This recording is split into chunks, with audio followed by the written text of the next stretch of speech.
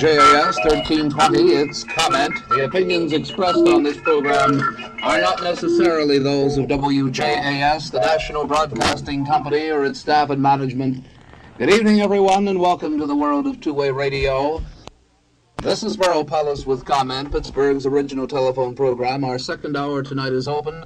Our guest the first hour is a former entertainer and comedian and appears with us tonight as a candidate for President of the United States, Mr. Richard Gregory. Good evening, Dick Gregory. How are you, brother? How you doing? Pretty good, thank you.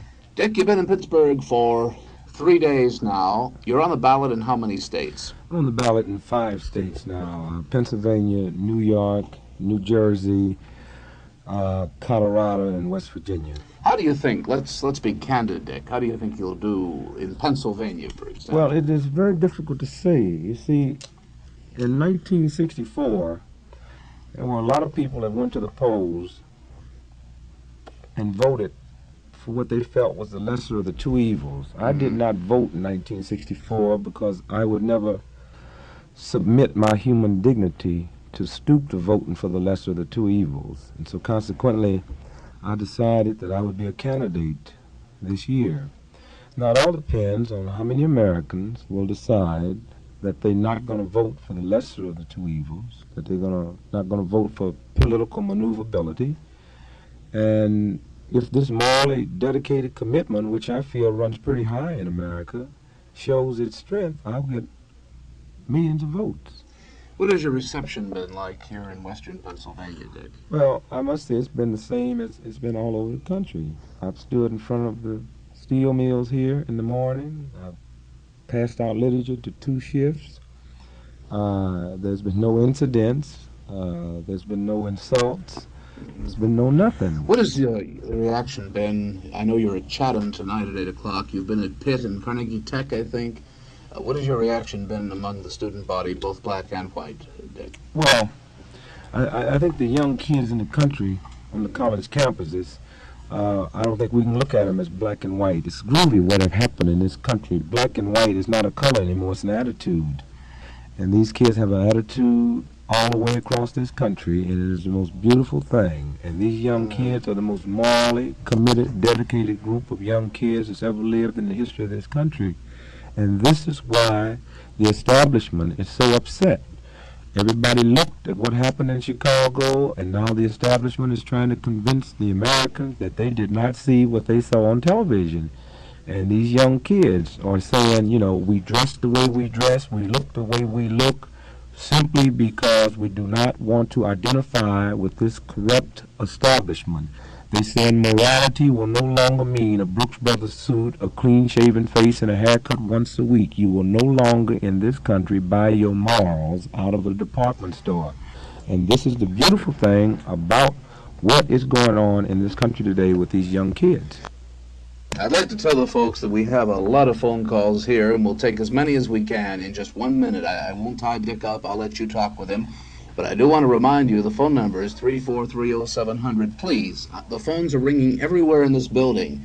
Call only 343-0700. Do not call any other WJAS number. We can only put you on the air from 343-0700. 2 quick questions, and I'll turn to the phones. Go ahead, Richard. I'm sorry. Let me say this. You know, we looked at what happened in Chicago with the young kids, and everybody seemed to be quite upset with these young kids.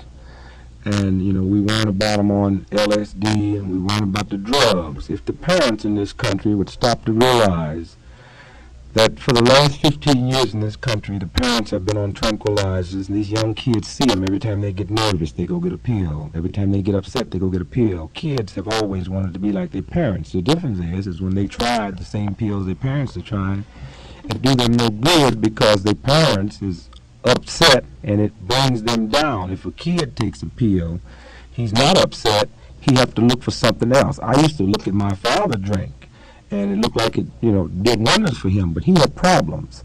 He had a system that he was going against. When I started drinking, I didn't like it, and so it was very easy to see how kids go to other things. The last thing I want to say is when you look at what happened in Chicago, 15,000 kids came out to change the system. The whole country got upset. 20,000 old fools from Wall Street that runs this country came out to look at a woman's breasts, and nobody got upset, man. And you can't get no more degenerate than that. The FBI didn't say it was communist-inspired. Nobody wrote vicious editorials on it. And when a nation gets so degenerate that the top people that run and make the opinions for the world, you can say, comes out of New York City, will show up to look at a woman, this is very frightening, and this is what these kids are talking about. Jack, I'll just ask you one more thing, and then we'll turn to these phones. In your book, Nigger, which was what, about 3-4 years ago? Yeah, 4 years ago. Yeah, I think the two things I recall best is how you said if you got out of bed in the middle of the night, they'd put a bookmark in so you'd find your place. But I remember quite eloquently you telling the story of that Christmas when your dad didn't come home. Is the black society, has the militant movement, has civil rights, has the change that has come in, the past decade, has this given the black father a new reason to bring paternity to the ghetto, and will this help change things? Well, you see, that has never been the problem. We've looked at the white research papers that said the American black man's family have broken down. But you see, if someone slapped my mother, I cannot get the United States Army to go to war because someone slapped my mother. If I get me a job and I refuse to give my mother any money, she cannot have me arrested. If I refuse to pay my taxes, I go to jail. If America goes to war and I refuse to go, I go to jail. So America is my mama, and that's the mama that broke down.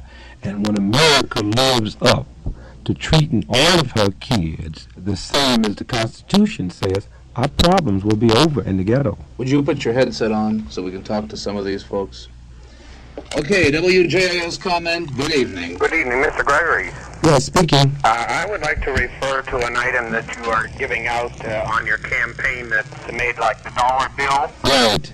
Are you familiar with the symbol to the left of your picture where the ordinary seal of the Treasury would be? Right. That is the broken cross symbol, is it not? On my dollar bill? Right. Right. That is the symbol of the Antichrist. That is the symbol of the Antichrist? Yes. No. I guess various symbols mean various things, but are you looking at the dollar bill now, sir? Yes, sir.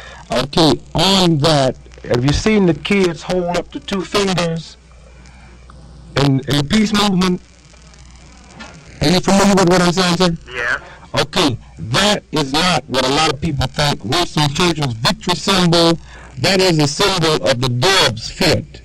And when you do it with your hand, you hold it up, it looks like a V. When you do it drawing it, you hold it down, and that is the symbol of the dove's foot. That's the peace. And that's why on the back of the bill, you'll see the picture of the dove. Yes. That's what that symbol is for. Well, I wondered why the Antichrist pro-communist symbol would be on the face of the item. I have no idea, what various symbols mean all over the world. We do know that this is the symbol of peace, and it is the symbol of the dove's foot. And another question is, are you a member of the Black Panthers? Am I a member of the Black Panthers? Yes. No, I'm not. You're familiar with Eldridge Cleaver and his group out there in California? Right, I am. All right, thank you very much. WJA's comment, good evening. Comment, good evening. Hello. Yes, sir. Mr. Gregory, Speaking, brother. if I interpreted you right at the beginning of the show here, you just said anybody that don't vote for you is an idiot. No, I did not say that, sir. Well, you said you would not lower yourself to vote for a lesser of two evils. That's right. You didn't put it in them words. You said something else. I can't. I said I would never stoop to the lowest of voting for the lesser of the two evils. Well, who is the lesser of two evils in your thoughts? Who is the lesser of the two evils? Yeah. In 1964, the election that I did not participate in, I think any of the two candidates you would have voted for would have been the lesser of the two evils. Well, I disagree with you, and Well, you have a right to disagree with me, brother, but I still have a right to my opinion. And I didn't say that that was your opinion. your opinion is you've been going around Pittsburgh saying the country's going to take over. The CIA is trying to take over the country. That's right. From what idiotic statement do you get that from, or proof do you get that from? Well, now when you say proof, I can tell you what proof. I don't deal with idiotic statements. Well, that is my opinion. You just really have an opinion, I right? have a right to have an opinion. That's my opinion. Now, we'll go back to the end of World War II.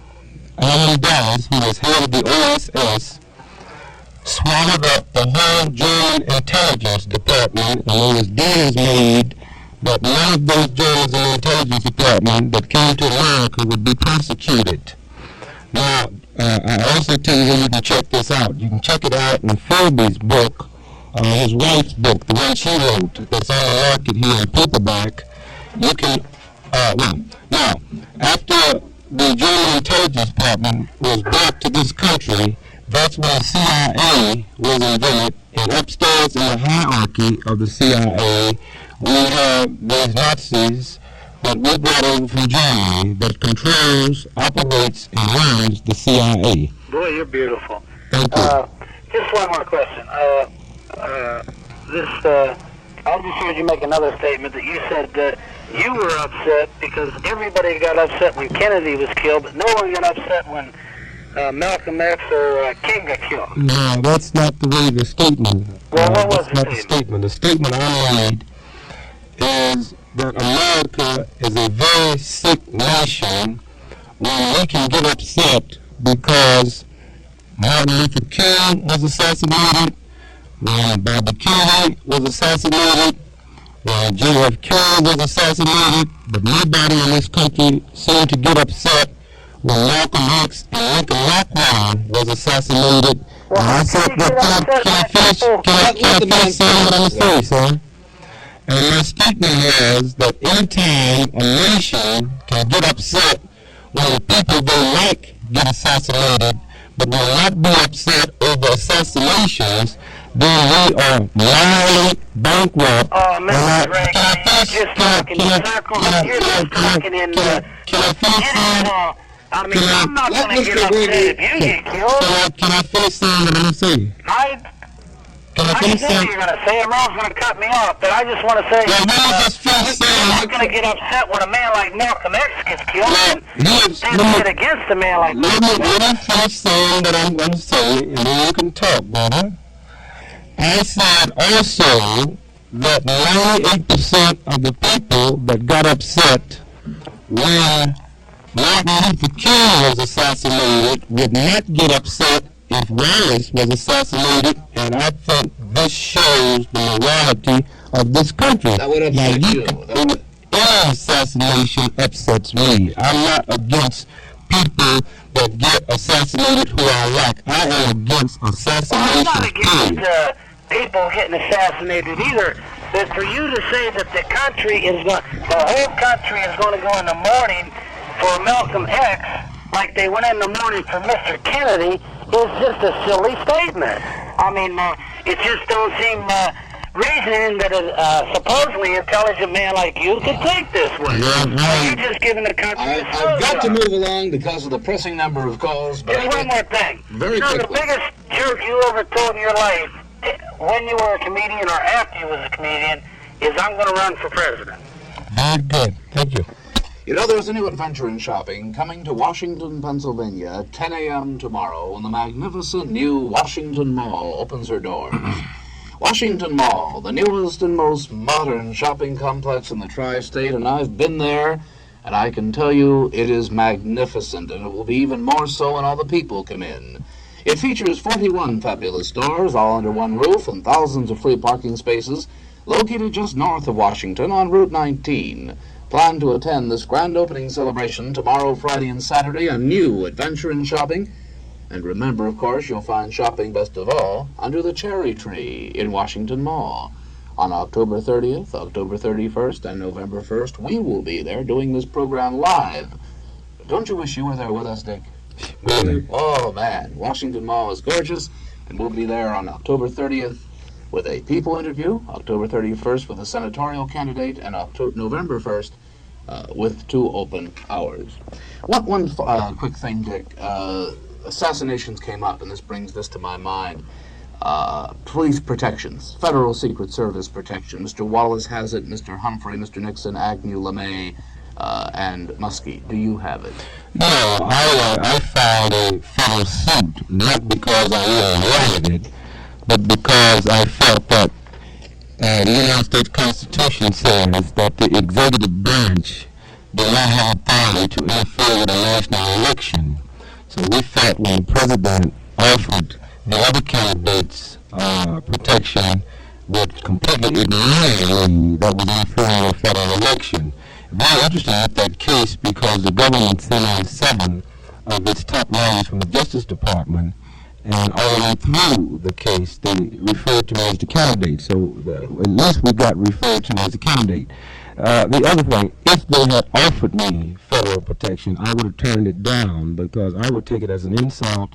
If anyone tried to kill me, an officer or anyone who was guarding me got killed, because I would hate to see another man's family without a father or without a loved one because somebody was trying to kill me. You see, I firmly believe the song. It says, as he died to make men holy, let us die to set men free. So I do not mind dying to set men free, but I would hate to kill or have anyone killed. And if it came down to Dick Gregory being killed or being protected where another man would be killed, I would rather die myself than even see the man who was trying to kill me die. Now, a lot of people say it's stupid, but I have a right to feel the way I feel towards violence. You have a few little Gregorys at home. I have 6, and one on the way any minute now. Boy, 7 kids. 7. WJAS comment, good evening. Good evening, Mr. Paulus. Mr. Gregory. Hello, brother. Good evening, Mr. Gregory. Welcome to Pittsburgh, sir. Thank you so much. One thing I'd like to ask you is this: you're on the presidential ballot in Pennsylvania, am I correct? That's right, yes. Are you seeking the protest vote, Mr. Gregory? No, I am running to become president of the United States. I feel that the Constitution says the qualification is you have to be over 35 and an American, but I feel in these times that there should be more qualifications from a moral standpoint, that in order to solve the problems confronting America today, you must be in tune to the needs of the people, not the black people, not the white people, but all of the people. And I feel out of all the candidates in the race, I am the only qualified candidate that's in tune to the needs of the people. And if elected president, I could solve 90% of America's problems. People. There's no such thing as black and white people. There's people. I can appreciate that, sir. You're selling yourself to the American people, right, particularly to Pennsylvanians tonight. Right. But to what extent do you feel that you're better qualified than, let's say, Mr. Humphrey and Mr. Nixon? And let me preface that by saying that I agree with you that I think we're confronted with a lesser of 2 evils this year. Right. And indeed, although I can't vote, being able to influence my wife, who is an American, I'm at a loss to recommend any given individual. Well, my qualifications over Nixon and Humphrey is that Nixon and Humphrey are politicians and I am a statesman. And in times of crisis, statesmen flex their minds and politicians flex their muscles. And if elected president of the United States, I feel that the only way we can solve these problems is with statesmanship and moral dedication and not with political muscle. And the first step I would take would be to solve all the problems by bringing in the right qualified people to solve the problems. Some of those people that... Well, I think you set up certain boards. It's only industry. If Ford was looking for a new president today, They would select the qualified people across the country, and they would pick and select. When we found out we was running behind the Russians in the missile race, we did not let the senators and the congressmen try to build a missile because they did not have the wisdom in the physics department. We went out and brought in the best minds money could buy, and we closed the missile gap. I don't think we will solve the problem of cancer through Democrats and Republicans, but giving it to the right cancer research specialists. Well, theoretically, Mr. Gregory, I would agree, sir. This is really, and I'm not being facetious or anything else, but this is a fine way to run General Motors, or indeed, theoretically, to run a country. But isn't it a fact that the answer probably lies in the hearts of the people in this country, that we've got to be humanitarians instead of adopting the attitude that we do have now, that puts the emphasis on both a superior attitude on the part of some races and certainly on the materialistic point of view? I think what you're saying is very ethical and very moral, but I think we forgot about the United States Constitution. The Constitution gives all Americans freedom of speech, which means a man has a right to call me a nigger. That's freedom of speech, but he do not have a right to put his hands on me. It gives all Americans freedom of expression, which means a man have a right to dislike me because I'm a black man. He's just expressing himself, but he do not have a right to burn a cross on my front lawn. And so I think when you look at the beauty of the Constitution, it leaves leeway for a country full of races, but it empowers the government with the right type of teeth in the law to protect you against my racism and me against your racism, and the country will still stand up. And all I'm saying, that if we enforce the human rights part of the Constitution as vigorously as we enforce the income tax collection, this will be the greatest country that ever existed on the face of the earth. Now, we asked ourselves how many people enjoy paying income tax, and the reason most people pay their income tax is they know that if they get caught cheating, they're going to be prosecuted, and I think this is the beauty of the Constitution. Well, believe me, sir, I can fully sympathize with your comment. I hate to cut you short, but we have a lot of calls waiting, and I must move along. Okay. I thank you so much, sir. You know, your home deserves the beauty of high-quality carpet and excellent carpet service. Gordon's Furniture Company, located in Penn Hills, Monroeville, and South Hills, specializes in outstanding carpet service. The men who come to your home from Gordon's are factory-trained. Experts who really know their business. At Gordon's, you'll find the country's most famous brands in carpets, including new kitchen carpets. Carpets in your kitchen, quiet and a joy to clean, economical, beautiful. Now's the time to carpet your home with new carpet from Gordon's. Gordon's October special on Ocean Crest. A deep shag carpet of 4 trail by famous Wonder Weave at $8.88 a yard. This is inch thick, dense and heavy, long wearing, and stays clean with a minimum of care. Just picture this luxury in your home in a choice of 17 beautiful colors. The best place to shop for carpet is in your own home because there's no better way to see it, of course. For an appointment, call Gordon's at 243-6260, and a carpet specialist will bring samples to your home. Gordon's 3 beautiful stores open Monday through Friday evenings till 9, Saturdays till 6. I'm Merle Paulus. Our guest is Dick Gregory. Please call only 343-0700. Our second hour tonight is open. The voices, the sounds, the music of now. They're all yours round the clock every day on WJAS 1320 AM, 99.7 FM.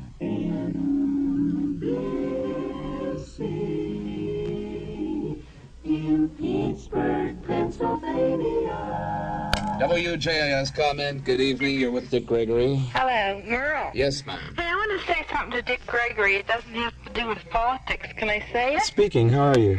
Hi. I wanted to tell you how much I enjoyed reading your autobiography. Thank you so much. I really enjoyed that book, and that's all I wanted to say. Thank you. I sat down and read it one night and didn't lay the book down. Thank you so very And much. I really admire you. Thank You've you. written 3 books now, haven't you? I've written 3 social books. I've written 5 altogether. And Your latest book is called?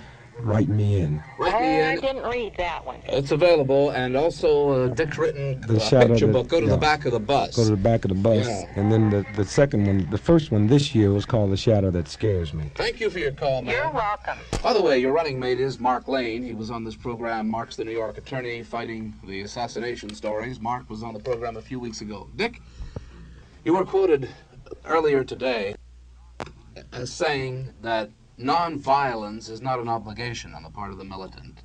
Am I close in my... Right, yes. What did you say exactly? I said that for some reason people in America, when it comes to black folks, assume that nonviolence is an obligation. And if you read the United States Constitution, which says every American have a right to bear arms and defend its property and its loved ones, then you see that if a man chooses to be nonviolent, under the Constitution, it is not an obligation, it's a favor. I choose to not, as far as I'm concerned, is to implement that part of the Constitution. I would never have a gun in my house. I would never choose to have a gun in my house, but the Constitution say that as an American, you have a Would right you like to see bear that arms. changed? No, I would not like to see that change. I would like to see an interpretation of the Constitution to this effect. You go back to the early days when the Constitution was written, and we had long guns, we had shotguns, and we had rifles.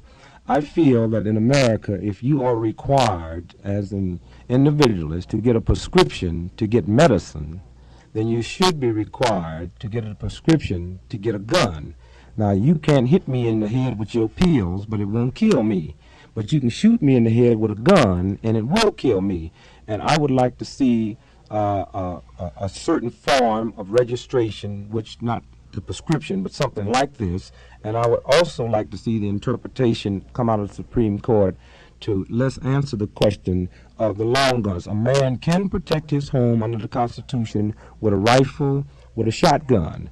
When you get into the small guns, which we did not have in America when the Constitution was written, you have a gun that will do me great harm because you can get mad and be going across town to kill someone or to shoot someone, and I can have an accident with you in your car, and when you get out and argue with me, I might hit you, and you pull out the gun and kill me. If you had the rifle, there's no way in the world that I would not see the rifle, and my whole attitude would be different. So I think the American citizens would be safer against one another with rifles than they are with the small guns. WJAS comment, good evening.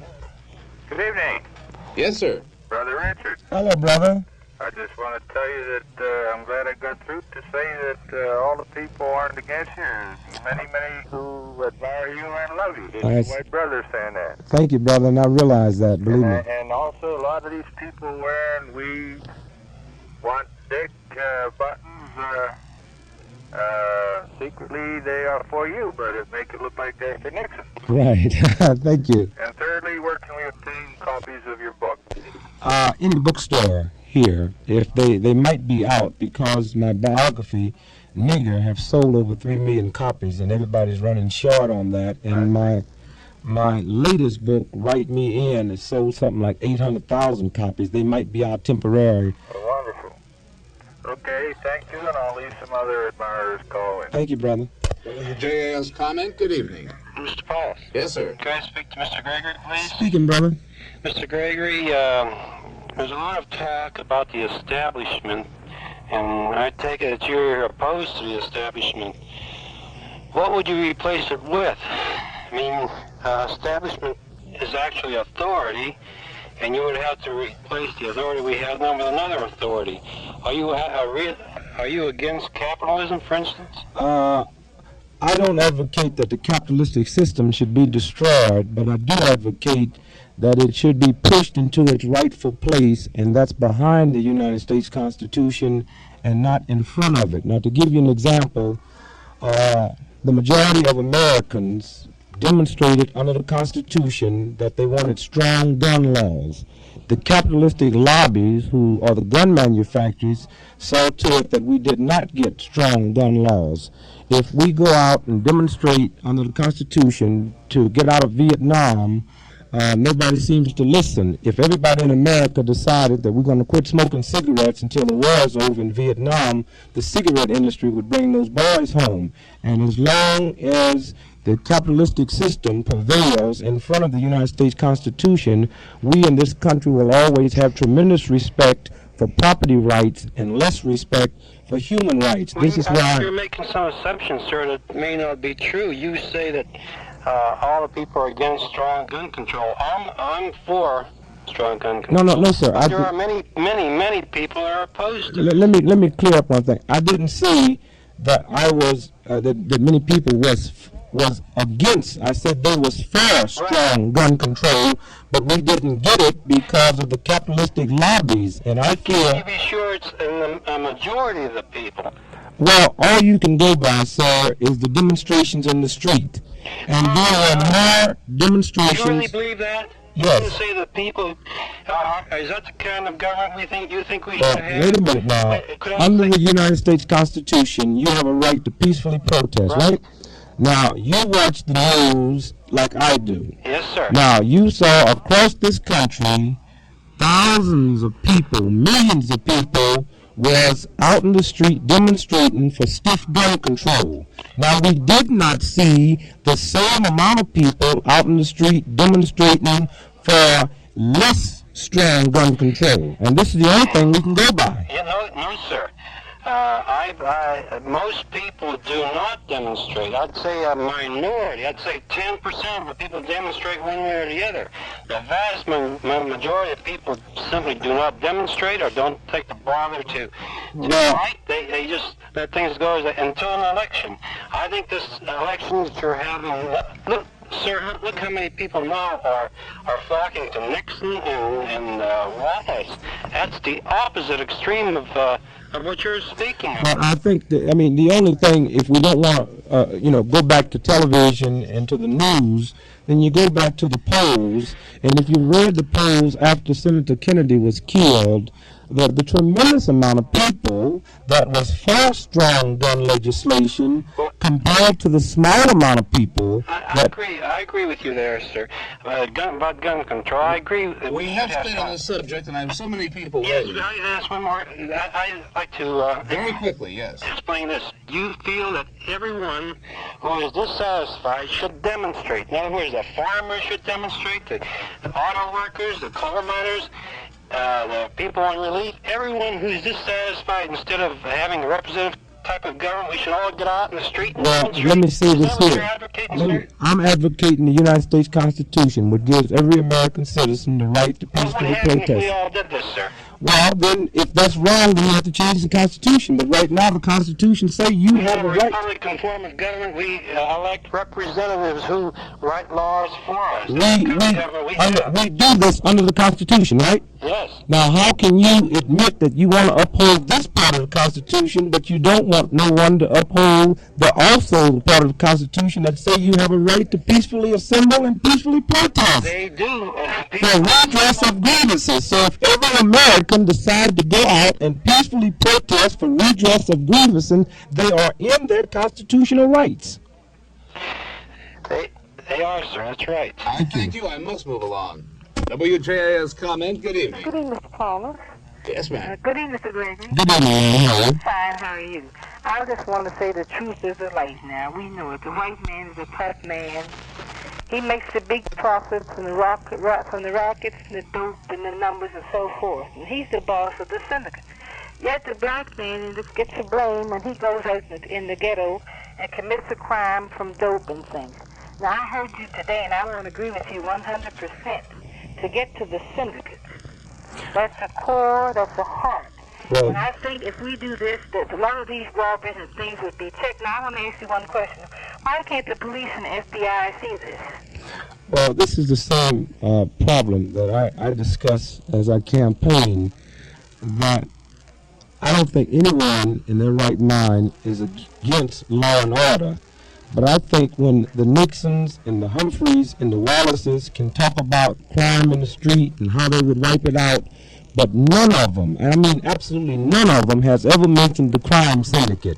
And my question is, which is the most detrimental to this country? Someone snatching a pocketbook or someone in the syndicate pushing dope and heroin into the high school kids. And I'm saying that until we demand the politicians to say that if you will elect me president, not only will I wipe out crime in the street, but I will wipe out and destroy the crime syndicate. And once the crime syndicate is destroyed, I think you will see a tremendous respect for the law on the lower level. Yes, I sent you some lyrics about a few years ago. I don't know if you remember me or not. I and sure you don't. with the civil rights movement, you wasn't able to help me. But one of my titles got over to the Beatles. Money Can't Buy Me Love. Right. Lover's Concerto, Right. Daydreaming, and many others that I had sent. The others got over. Now I didn't get a cent for them. Well, Now listen, I want to say that there was a man on the Mary Griffin show said he had been all over the world. And it made me feel good when I heard this. And he said he had been to Italy, said the women all look alike there. So he'd been to China and the women all look alike there. But he said America has the most beautiful women in the world because they have a variety. And he said, but he thought that this country has it. And that made me feel good because we are part of that variety. yes. Yes. Listen, well, how can we help solve and get rid of this syndicate? Well, I think it's going to be dealt with the federal government. I think we all know who Tony Accardo is. Everybody in the various cities know who the heads of the local crime industries are. Now, the thing that scares me, if this government can tell the American people that we can guard them against espionage, and the Russians and the Chinese and all of the shrewd countries send brilliant minds to espionage schools, and the syndicate have never been to these strange colleges and know all of the top espionage secrets, then how is it we can tell you we can keep the Russians out of New York City from stealing secrets, but we can't keep these hoodlum syndicate boys from bringing dope into the country? And I say once America rises up and decides through protesting that we want the crime syndicate wiped out and put enough pressure and start electing statesmen instead of politicians, then we will see this day. Now, one of the big problems we have, crime in the street, people that's riding and looting and snatching pocketbooks, they are not corrupting the politicians, they're not corrupting the police chiefs. The crime syndicates are corrupting the police chiefs, they're corrupting the politicians, and until we make stiff federal laws against giving money, and see, you have to set it up and say anyone that commits a crime. Now, I don't talk this stuff of going after Italians.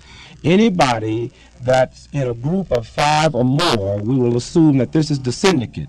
And anyone that's considered a syndicate that gives bribes to the police or to politicians or people that have jobs of trust, there should be stiff federal prosecution. Anyone in these capacities of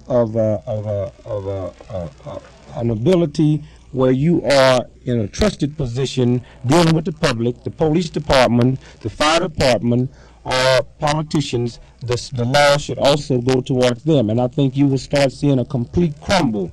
We should put more security on all the means of getting into this country, because a kilo of heroin costs $16 when it leaves Turkey. When it hits the American city, it is $10 million a kilo. So if we can work hard with all of our intelligence to really stop heroin from coming into this country, you knock the profits out of the syndicate. You got to tighten up these interstate commerce violations by the syndicate. You got to tighten up the gambling. It's very strange to me that in this country we don't permit gambling, organized gambling, but the newspapers will run the gambling odds on football games every week. And I think we have to get laws to stop this, and then you start crumbling the crime syndicate. I thank you for your Yes, well, comment. listen, I'd like to say one thing. I have to listen, push the rat control bill, please. I have to move along. I thank you. Okay, thank you. Are you tired of fighting the battle of house dirt and dust? Do you get worn out struggling to keep your home cleaner all winter long? Well, of course you do. Then relax and let Owens Corning Dust Up air filters do the job for you. Armed with a special dust-catching ingredient called Corsol, they're armed, you see. These furnace filters not only stop dust, but stamp out house air pollution with germ-fighting hexachlorophene. Now, how would you like Owens Corning Dust Stop air filters to send Mr. Gleam to your home for a complete full day's heavy house cleaning? Doesn't that just hit you right, Dick? Mr. Gleam would come into your house. Clean it from top to bottom, the walls, windows, carpeting, floors. Mrs. Gregory, with 6 kids and one on the way, could sure use that, couldn't she? Every other week, some lucky person's name will be selected at random, and it may be you. So send a postcard with your name and address to Dust Stop, WJAS, Pittsburgh 20, or register at any Dust Stop dealer. Some of your dealers: Spinelli Hardware in East McKeesport, Miracle Hardware in Aliquippa, Katz Brothers Hardware in Canonsburg. WJAS comment, good evening. Hello. Yes, sir. Who is this? Merle Paulus? Merle Paulus? Yeah. I'd like to say something to Big Gregory. Hello, speaking, brother. I want to say this, and here's what I want to say. What I want to say is that there's a lot of white people in this country that are backing you, and when that Declaration of Independence was wrote, it was wrote for you too. Yes, I want you to know that. I realize that. There's a lot of white people in this country that's for you. I realize the And problem I want in you this. to know that. I realize the problem in this country, brother, is not a problem of black against white. It's a problem of right against wrong. That's right. And I want to say there's a lot of white people behind you, and your cause is true, and we're behind you. Thank you. And there are us. You understand? And another thing too, Go ahead, sir. I want to hear from some more white people, as far as I'm concerned. Okay, sir, thank you. Okay. WJAS comment, good evening. Oh, hello. Yes, ma'am. Oh, could I speak with Mr. Gregory, please? Speaking, how are you?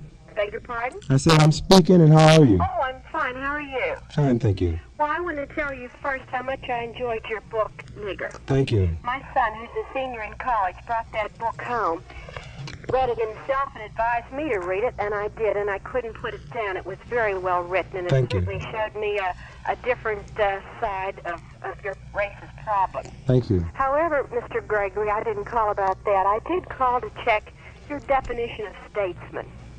Well, You it's say that you are a statesman, right. but I looked up the definition of statesman in my Reader's Digest Great Encyclopedia Dictionary.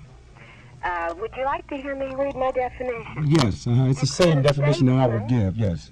A statesman is one who is skilled in government, a political leader of distinguished ability, one engaged in government, or influential in state affairs. Now, Mr. Gregory, my feeling is that you write excellent books, and you are a very fine comedian. But frankly, I think as a statesman, you leave a little bit to be desired. Well, this could be the way you feel, but I feel that I am skilled in government. Now, if you would do me one favor sometime this week, look up the word politician, I have it right and you here. will find out that politician is a shrewd politician is a man that has the ability to compromise. And in times of crisis, we cannot compromise. And this is why I'm saying at this point of the American history, we cannot afford the luxury of politicians, but we need the luxury of statesmen. And I consider myself a statesman, and many people that will vote for me, and I hope no one would vote for me that didn't look at me as a statesman, and I would hate for someone to vote for me because they thought I was a shrewd politician. Well, now, the definition of politician is not too much different from that of statesman.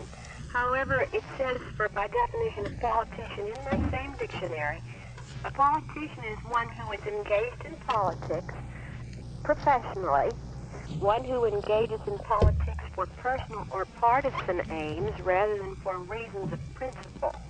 That's A right. political opportunist, or one who is skilled in the science of government or politics, a statesman. So, as far as I can see, the only difference of the two definitions is that a politician could perhaps be using his job for personal or partisan aims. Well, let me ask you this here. How many politicians do you know of in the last 25 years that we in this country consider statesmen? Well, now, when I think of a statesman, I think of someone like Winston Churchill, Eisenhower, In this country? Kennedy, yes. Well, Okay. no, of course, Churchill was from England. Right. But I think... So in 25 years you could roll off two names. I think that's very frightening. And I think that's what the problem is, that we have not produced the statesman to the forefront of solving the problems and implementing the Constitution. When you have politicians that will raise their hand and swear to uphold the United States Constitution, and if the 50 governors in this land, when they take their oath of office, if they had the statesman ability to live up to their oath, which swear to uphold the Constitution, racism could not affect no one in this country. And when George Wallace says, elect me and I will see to it that we instill law and order, and we forget that this was the same man that stood in the schoolhouse door to block law and order, I think this is a good example of politicians, and I think this is a good example of a country that want politicians I instead of thank you for statesmen. your call, man. We're going to have a brief report from NBC News Space Central, and then we'll be right back with Dick Gregory. This is NBC News, the flight of Apollo 7. This is Dean Mell at the NBC News Apollo Space Center. America's 3 orbiting astronauts have just cleared the east coast of Africa and are now high above the Indian Ocean on their 81st trip around the globe. In 2.5 hours, the astronauts will reach the halfway mark in their scheduled 260-hour flight, but their nearly 5.5 days in space is getting to seem interminably longer, as reported by spacecraft Commander Schirra. Yeah, I've kind of lost track. Is this day 8 or day 9? I had to wait one. I've got a time hack to end of mission, if you'd like that. I'm trying to figure I got a big clock to count down.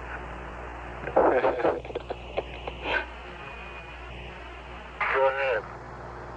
Roger, stand by for 1:32 hours and 51 minutes. 5, 4, 3, 2, 1, mark. 132 hours and 50 minutes. Beautiful. The astronauts are counting the hours to splashdown, having completed most of the major objectives of the trip, and now just duplicating the time it would take for a moon landing and return voyage scheduled sometime next year. Houston asked Schirra to make an adjustment with the wiring on his biomedical harness, the equipment that lets doctors on the ground keep tabs on the astronauts' health. We wanted to switch the pieces of wire that go into the signal conditioner. We wanted to use that lower piece of the wire and hook that piece of the wire to the center sensors. I'm looking at change my spark plug. The line that got the laugh was Schirra saying, "I don't want you fooling with my spark plugs." Again, America's 3 astronauts over the Indian Ocean on their 81st trip around the globe.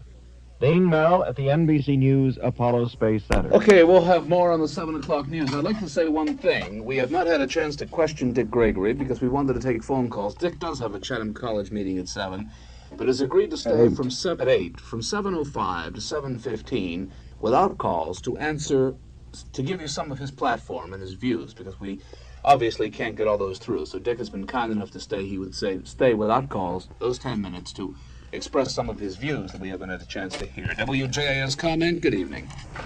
Hello. Yes. Could I speak to Mr. Gregory? Speaking, how are you? Okay. Did you give any thought to what you're going to do after your election if you lose?